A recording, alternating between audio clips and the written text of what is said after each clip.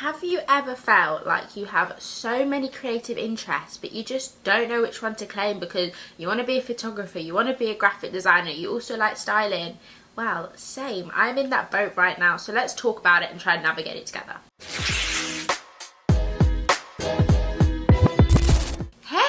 I'm Macy and welcome to the Bossy Babes Diaries. This is going to be your new favourite YouTube series. I'm just putting that out there now.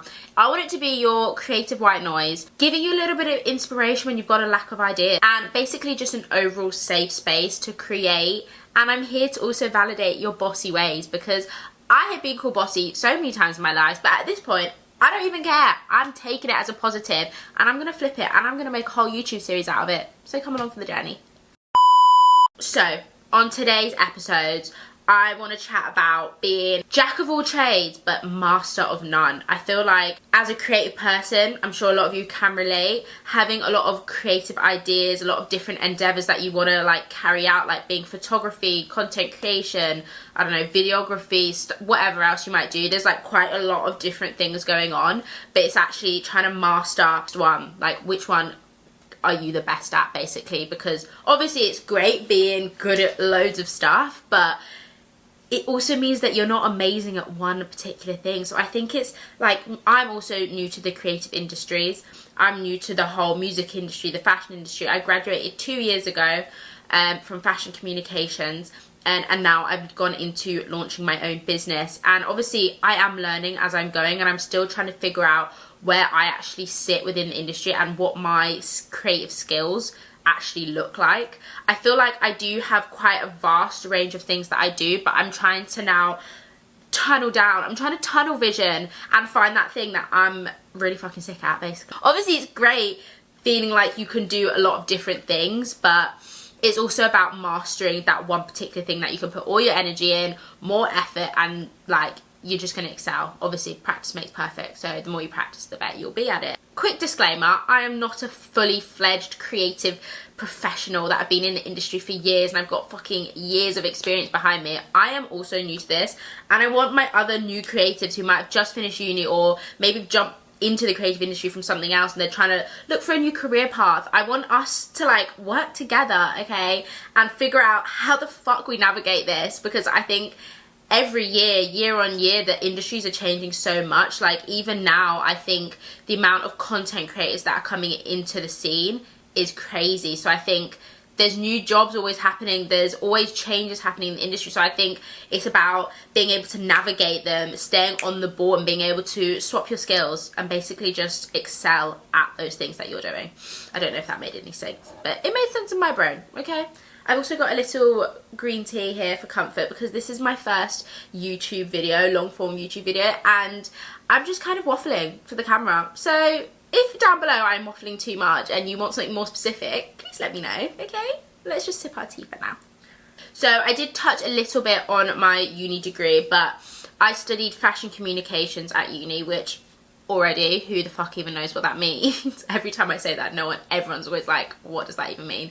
It's basically every aspect of the fashion industry which isn't designing and making garments. So it was styling, it was photography, it was concept curation, it was journalism, it was like a whole range of different things. And I think it was great to be exposed to all these different aspects of the industry, but at the same time it did also make me think, which one do I want to do? Like, it gave me so many different options. It kind of it kind of gave me, what's that thing, decision fatigue. It gave me fucking decision fatigue, and I was like, I don't fucking know what I want to do now. And like towards the end of my degree, obviously we had our final major project, and like on our portfolio they were like, okay, write what you are. What are you? Are you a photographer? Are you a stylist? And I was sat there thinking, fuck, I don't know. I actually don't know. So like, I think at that point I started realizing, okay, I need to like hone in on one particular skill and like kind of run with that. I would say that I am a very keen photographer. Obviously I'm self-taught. I'm not a professional photographer. I'm self-taught, but I think I enjoy teaching myself as I go and take on new projects and actually learning on the job.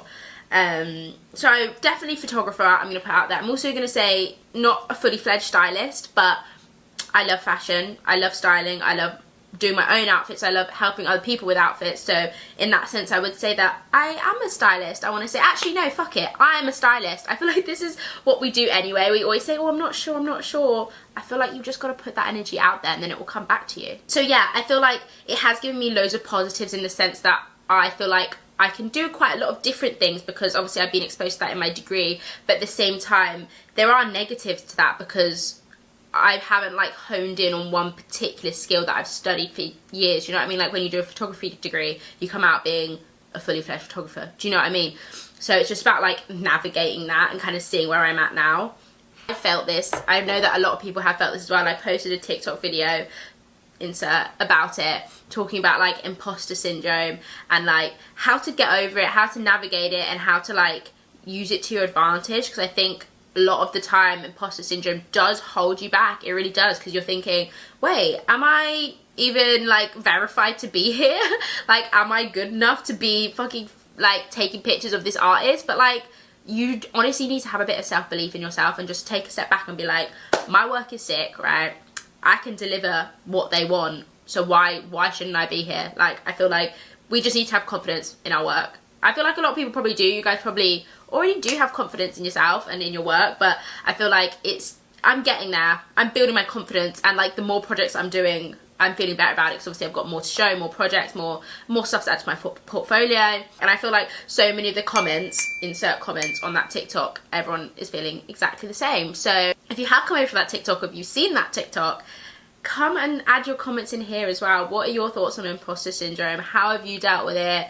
You know, coming into the creative industry as a new creative, have you kind of got over those challenges, I guess? So yeah, let me know in the comments. And recently, I've been seeing a lot of stuff about, oh, I'm scared to do this, I'm scared to, you know, start my own business, I'm scared to approach this person to work on this project. But I feel like the biggest takeaway is you're going to be scared if you do it or you don't do it. So you've just got to do it scared. Like, I've seen this quote so many times, and I hate inspirational quotes because it's like, they're so cringe. But at the same time, like, I fucking agree with that. You just have to do it scared. Do you know what I mean? So I'm actually taking that inspirational quote and I'm making it less cringe because it's fine. I love it. Going back to another point that I was saying before about self-titling, the weirdness of self-titling, I guess you could call it. But I think that also comes hand in hand with imposter syndrome, like feeling like, oh, can I actually class myself as a photographer, or like I was saying before.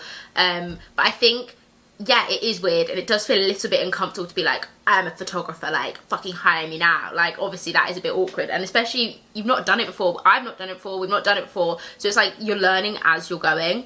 And I think it's just about, like, I know as bad as it sounds, just like getting over it and being like, yeah, I am a photographer, or yeah, I am a stylist. Do you know what I mean? Because I feel like when you start telling yourself that, people are going to believe you too. Like, as long as your work's there, your portfolio is there, your work's sick, like, yeah, call yourself a photographer. Like, why not? Do you know what I mean?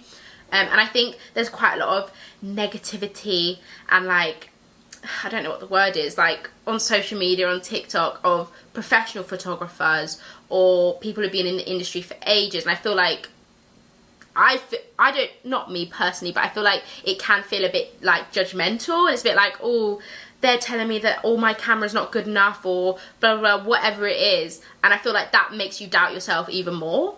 And being like, actually, no, I'm not a photographer because fucking Ian on TikTok said my camera's not good enough and blah, blah, whatever. But I feel like, forget about Ian. Honestly, forget about Ian. He's been doing it for years, okay? He's on a different level. And I feel like you're on your own path. So why does this now turn into an inspirational thing? Sorry, this wasn't meant to be motivational. This was just meant to be me waffling about figuring out your place in the creative industry. It's turned into an inspirational thing. Anyway, back to what I was saying. Stop letting, like, these professionals and these older people in the industry, like, tell you what is right and what is wrong. Obviously, take their advice. I'm not saying don't, because they have been doing it for a while, but at the same time, I feel like you learn as you go, and, like, it's you at the end of the day. People buying into you, into your pictures. So as long as your work is good enough, like, fuck it, just say what you are. Do you know what I mean? Say you're a photographer. I feel like now I've gotten to a place where I am starting to figure out a little bit more about my key skills and being less of a jack of all trades and starting to actually master particular trades. And I think for me personally, I am leaning into photography. Well, I am doing photography, and I'm also doing content creation for other music artists. And now I'm also bringing my styling element that I studied at uni, and I actually want to bring back into what I'm doing, because I work in the music industry or work with music artists, and I feel like there's never really a crossover between music and fashion. And I feel like I studied fashion, but I love music, so there has to be a way to bring them together. So yeah, I did start my own little business called Artists of Aura. We are a small, I don't know why I'm saying we, it's me and whoever else helps me, mostly my girlfriend, she's my assistant most of the time. But I'm a small creative agency. We're based in the Northwest, primarily working with Northwest artists as well, providing like accessible media solutions. That's my tag that I got when I was working with my business mentor. But laying it out a bit more simple, basically I do social media management with content creation, photography, all of that, and then I also do styling as well, because I did really want to bring in my fashion element and like my music photography element. So like I did start at a very different place in my business, and now I've kind of, ooh, my light has gone out. What was I saying? Oh yeah, I did start a very different place with my business. I did initially start with doing social media management, photography, videography, content creation. Like there was so much going on that it actually felt a little bit overwhelming. So I thought, right, let me just take a minute, strip it all back a bit, and then re-go. So what I've done now is I've kind of taken away all the, how would you put it? All the high quality media services. So like videography, music videos, live shows. Like I've kind of stripped all that back. Obviously I will work with people dependent on their needs. Like I'm not offering those services, but if it's someone who I really want to work with, I'll work with them. But yeah, I've kind of stripped all that back away, and now what I'm left with is my social media management, which is kind of one of the main things that I offer, and then below that you've then got the content creation and the photography. Because I do think that as music artists, emerging music artists, with a lack of social media presence, you're not going to get anywhere. You're actually not, as bad as it sounds, but yeah, you can do live shows, but then who's actually going to find you afterwards? And like, especially with if you're wanting to get signed by a label, or you're wanting to get managed, or whatever it is, they look for your social media following. That is the first thing they look for. And if they see that you've got a low following, or you've got low engagement, or whatever it is, they're not going to sign you. And I've heard this so many times that people have gone to a label or they want to get signed, and they always get turned away because it's like, okay, cool, come back to us when you've got 10k followers, or when, I don't know, your TikTok hits, do you know what I mean, hits 5k or whatever.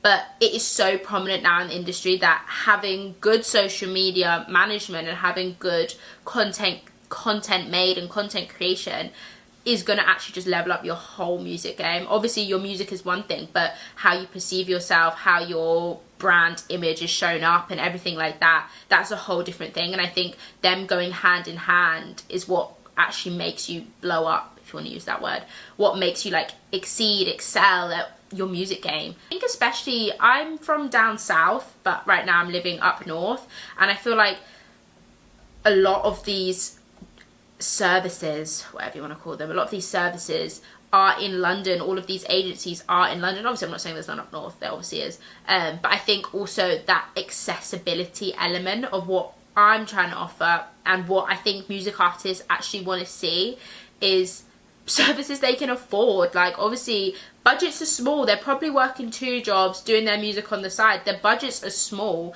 their time is limited, but they still want to make music their full-time career, but it's not feasible. Like fucking Cozzy lives, I can't just be doing music, like I need a job as well, do you know what I mean? So I think it's about like finding that balance and actually offering services which they can actually access because it's within their budget, and which is actually producing really good content and is driving their engagement, it's getting them more followers, and eventually leading to that full-time position in music.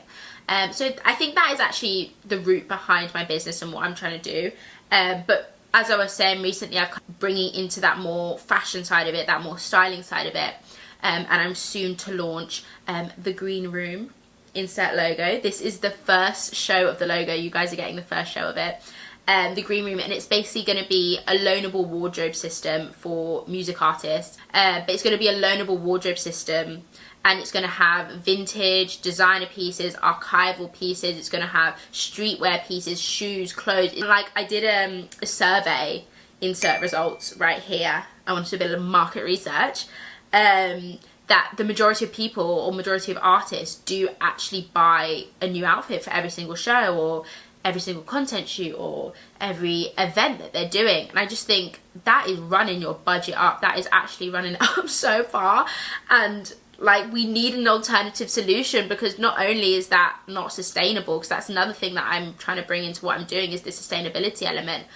Not only is that not sustainable, but it's just not feasible. Like, I can't be buying a whole new outfit every single month just for this one show. Like, obviously you want to show up, you want to look your best 100%, but I think we need a new way to do that. And I'm not saying that I've invented loanable wardrobes, I'm not saying that, but I think tailoring it to music artists with this focus on sustainability, with this focus on high quality curated pieces, everything that I'm choosing, I've selected each individual piece. Like, I'm building this capsule wardrobe for artists to use, to share, to make memories in. Like, I want it to feel like a community. Everyone's using these designer pieces, and it's like everyone's creating their own special moments, their own memories in it.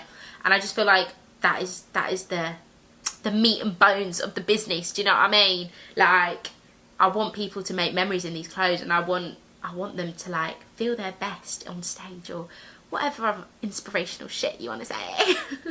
But yeah, I'm really excited to launch it. I'm in the process of getting my pieces now. Like, I've got quite a few bits now. I've just set up my inventory system. I feel like such a business babe, like what the hell. I've just set up my inventory system. I'm about to launch the Instagram, so I'm going to do it separate to Artist Aura, just because I feel like I'm going to be posting so much about clothes. Like, I don't want to clog up my other account. It's not launched yet, but hopefully by the next time the video comes, it will be launched, and I'll be showing you some of the pieces that we have. But it's very exciting. It's a whole new chapter of my business and what I'm doing. I've done this for so long, and I've been scared to do it. I've been scared to make these purchases. I've been scared to, but like, fuck it, let's just do it. Do you know what I mean? Like, if I keep thinking about it, like the other day, my girlfriend, I was explaining to her, I was like, okay, this is what I want to do, the green room, I want it to be this, I want to focus it to these people, this is how I'm going to do it, blah, blah, blah. Bearing in mind, I've been saying this for like 2 months, 3 months, by the way. And she literally looked at me and went, yeah, you've said all this to me, but what now? And I looked at her and I thought, shit, yeah, I have said this like for months, and I've still not done it because I was scared to do it. And I'm not gonna lie, I did have a little cry, because I was thinking, oh my god, like, I've been saying this but I've not actually done it. She wasn't trying to make me cry, she was just trying to be honest with me, and I'm glad she did, because that actually kicked me into gear. And after that, I did actually start making my purchases, and I started actually getting the ball rolling. So sometimes you need a bit of honesty in your life, and you need someone to just say it to you straight, because her saying that actually got me going. Extending my hand and welcome you into the world of Artist of Aura, into the world of the green room, and into the world of Macy. That is me. So if this has been a fun video and you've liked this little chit chat moment, a little like or a comment or whatever it is on this video, and I'll be back for the next one. Thanks guys, bye, bye, bye.